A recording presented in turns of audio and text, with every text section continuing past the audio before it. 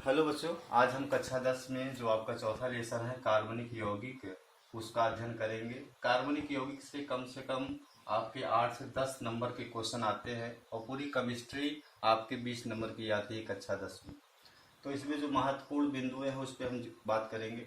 सबसे पहले एल्केन। क्या बच्चों? एल्केन। एल्केन का सामान्य सूत्र होता है CnH2n+2, जहाँ n कार्बन की संख्या होती है। और एल्केन का जो प्रथम सदस्य ये होता है मेथेन। क्या होता है बच्चों? मेथेन। और इसकी सबसे बड़ी विशेषता ये होती है कि इसमें एक कार्बन दूसरे कार्बन से सिंगल बॉन्ड के माध्यम से जुड़े हुए होते हैं एल्केन। और एल्केन सदस्यों का आईपीसी नामकरण करते समय इनके अंत में एन का प्रयोग करते हैं। दूसरा है एल्कीन। एल्कीन का सामान्य सूत्र होता है CnH2n, और जहां n कार्बन की संख्या होती है। और तीसरा जो है आपका एल्काइन। एल्काइन का सूत्र होता है CnH2n-2, और जहां n बराबर कार्बन की संख्या। इसका प्रथम सदस्य है एसिटिलीन। एसिटिलीन का सूत्र होता है C2H2 एसिटिलीन। और एल्कीन का एल्कीन का जो यौगिक का नाम है उसका नाम एथीन।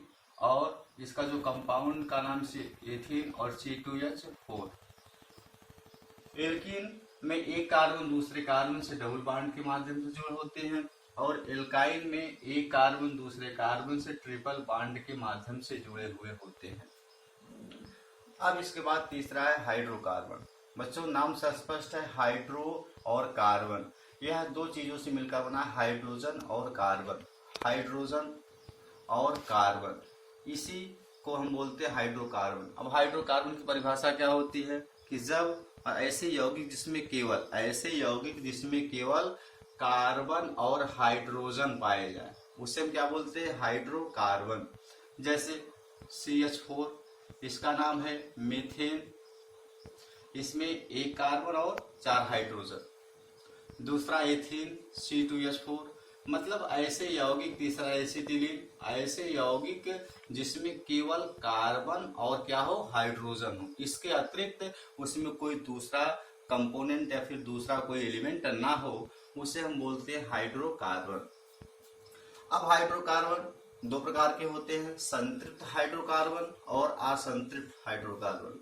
संतृप्त को क्या बोलते हैं बच्चों इंग्लिश में? Saturated hydrocarbon, unsaturated hydrocarbon. संतृप्त किसे कहेंगे? मतलब जिसमें एक कार्बन दूसरे कार्बन से केवल सिंगल बॉन्ड के माध्यम से जुड़ा हुआ हो। केवल सिंगल बॉन्ड के माध्यम से जुड़ा हुआ होता है, उसे हम बोलते हैं संतृप्त हाइड्रोकार्बन। और दूसरा जो है असंतृप्त हाइड्रोकार्बन। असंतृप्त हाइड्रोकार्बन किसे कहते हैं? जिसमें एक कार्बन दूसरे कार्बन से डबल बॉन्ड या फिर ट्रिपल बॉन्ड के माध्यम से जुड़े होते हैं, उसे हम असंतृप्त हाइड्रोकार्बन कहते हैं। जैसे डबल का एग्जांपल्स लेंगे तो आपका C2H4, इसमें आप देख सकते हैं कार्बन कितने हैं? 4। कार्बन कितने हैं? 2। और कार्बन के पास कितने इलेक्ट्रॉन होते हैं? 4।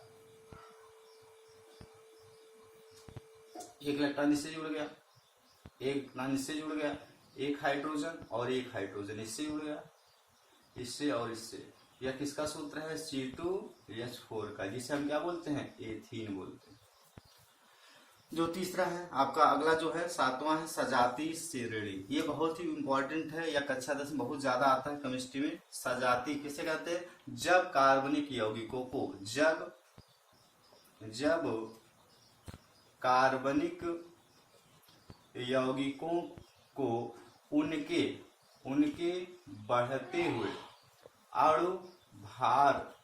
बढ़ते हुए अणुभार के क्रम में व्यवस्थित किया जाता है, तो जो श्रेणी प्राप्त होती है उसे हम सजाती श्रेणी या फिर समजाती श्रेणी कहते हैं। इनकी सबसे बड़ी विशेषता ये होती है बच्चों कि इसमें जो अंतर होता है वह समान होता है। जैसे CH2, C2H4, C2H6, C3,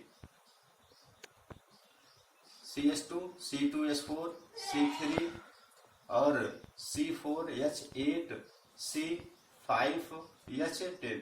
तो यहाँ जो अंतर देख लो, सब में अंतर क्या है? सब में अंतर CH2 का ही है। सब में अंतर किसका है? CH2 का।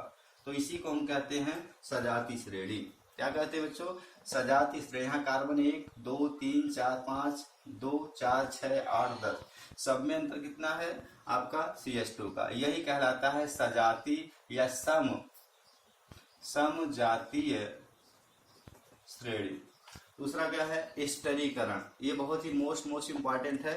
स्टरीकरण किसे कहते हैं? स्टरीकरण में जब हम एथिल अल्कोहल को C2H5 को इसमें क्या मिलाते हैं? एस्टिक एसिड, सिरका जिसे बोलते हैं, सिरका। जब हम एथिल अल्कोहल में क्या बनाएंगे बच्चों? सिरका बनाएंगे, तो ये HO और H बना लेगा H2O। इसको बच्चों यहाँ लिख दे रहे हैं, बनाएगा क्या? H2O। और बनेगा क्या हमारा? C2H5 CH3 C2H5 COO CH3। यही कहलाता है स्तर। क्या कहलाएगा? स्तर। स्तर का सूत्र क्या होता है? RCOOR। इसी को हम कहते हैं स्तर। और इसी के नाम से, और इसका रासायनिक नाम होता है एथिल एसीटेट। एथिल एसीटेट रासायनिक नाम एस्टर हो गया। इसी के नाम से ये पड़ा है स्टरीकरण। इसको इंग्लिश में कहते हैं स्टरीफिकेशन।